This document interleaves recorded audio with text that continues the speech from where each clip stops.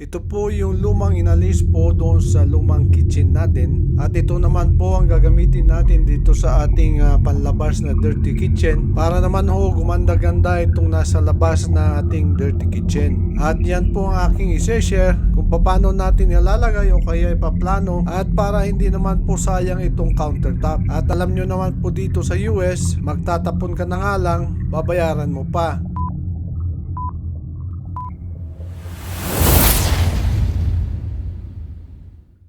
At ito na nga po, inalis ko na nga po yung nasa ibabaw na countertop na dating tiles po. At binuksan po natin itong gas area at kukuhanin po natin yung kanyang height kung anong height ang gusto po natin. Bago po ang lahat, ako naman po ay humihingi sa inyo ng pabor sa pamamagitan po na mag-like, mag-subscribe, mag-share, at yung hindi pa po nakapag-subscribe, subscribe na po kayo. At ngayon naman po ibalikan natin yung ating video. At sa ngayon po ay nakuha na natin yung kanyang height. At syempre ilalagay po natin doon sa standard height na 36 inches.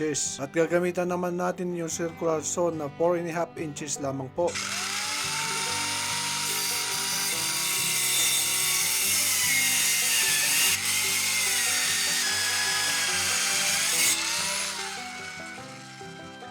At ganun din po ang ginawa natin dito po sa isang lugar na ito.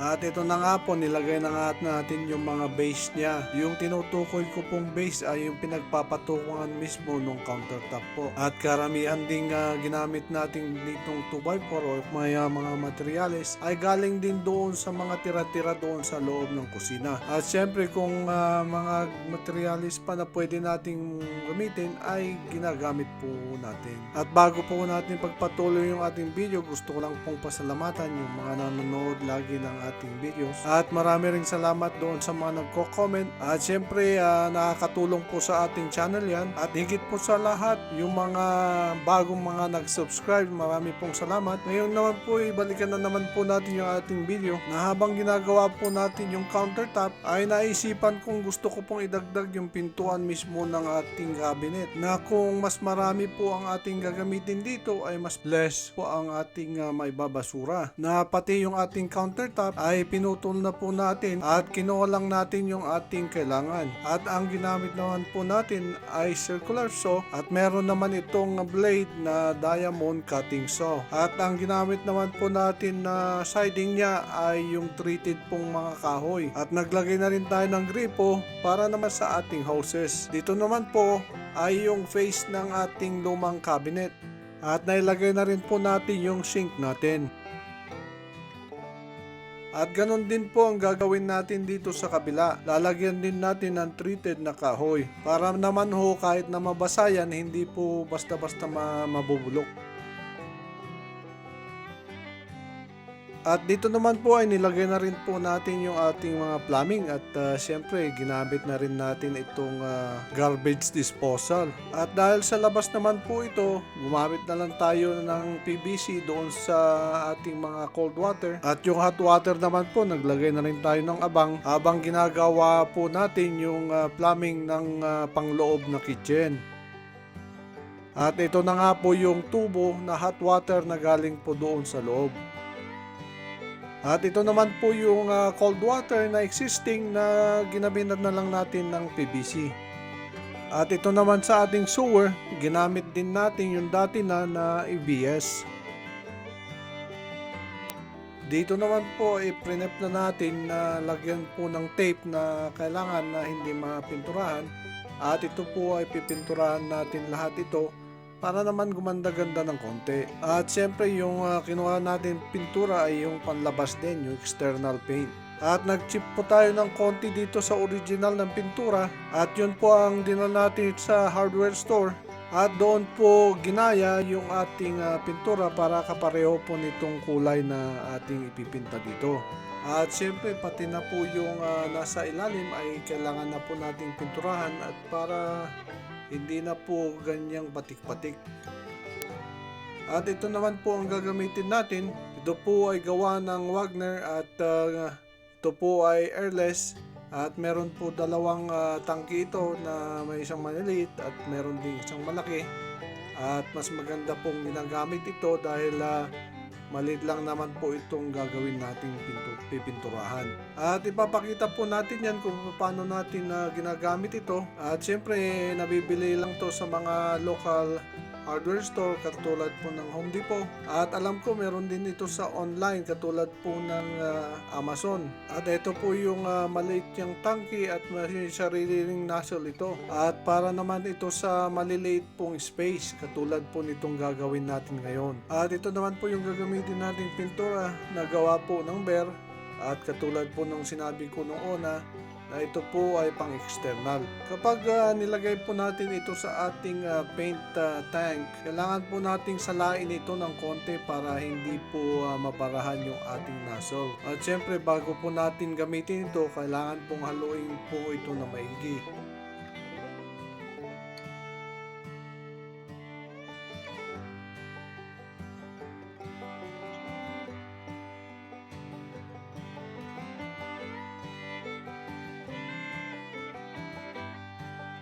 Ito pong kanyang nozzle at saka yung motor ay magkaiba po.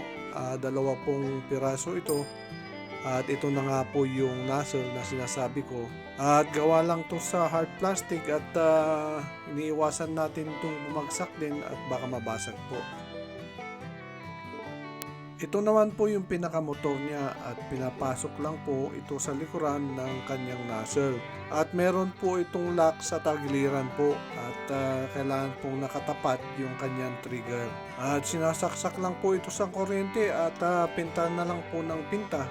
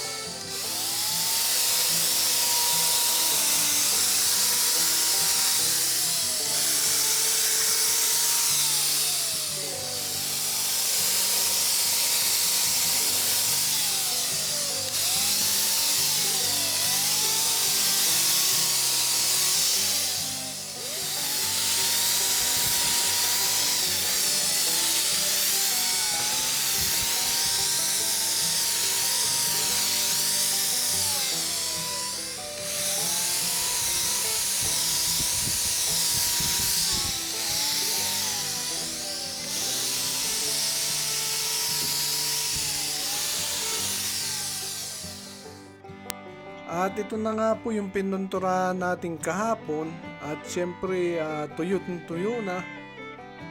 At kung makikita nyo nga po na pati yung ating tubo ng mga gas line o kaya yung kanyang body mismo ay pininturahan na rin po natin at para gumanda-ganda naman. At pati yung pintura po doon sa ating pintuan ay ating pinturahan po ng panglabas na pintura. Yan po ay varnish pero panlabas po yan. At ngayon naman pong kumpleto na po ito at syempre muli po ako nagpapasalamat sa mga nanonood ng ating videos. At syempre po huwag nyo pong kalimutang abangan yung susunod na ating videos at huwag nyo po kong kalimutang i-thumbs up at syempre mag-likes. At ito naman po si Pinoy Speya. Marami pong salamat.